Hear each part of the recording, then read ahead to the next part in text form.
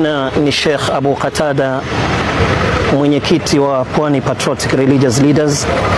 Tumekutana kama viongozi wa kidini kukemea jambo ambalo kwamba tunasema ni ukosefu wa maadili kwa wanafunzi wetu, kwa watoto ambao kwamba tunatarajia siku za usoni waweze kutengeza future yao, kutumika katika tamthilia au mashairi ambao kwamba tulishuhudia yakitungwa na aliyekuwa seneta Bwana Malala, mashairi ambayo kwamba yana mkashifu moja kwa moja rais wetu aliyoko mamlakani.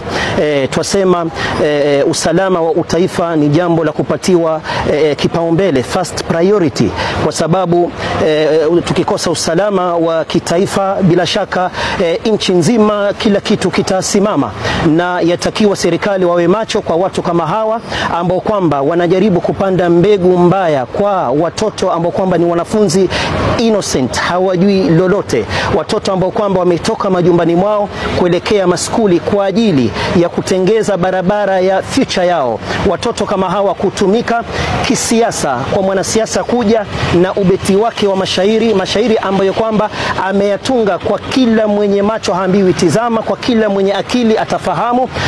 Mashairi kama haya yanamlenga moja kwa moja rais wetu aliyoko mamlakani, na kumlenga rais kwa namna kama hiyo bila shaka ni kuhatarisha usalama wetu wa nchi.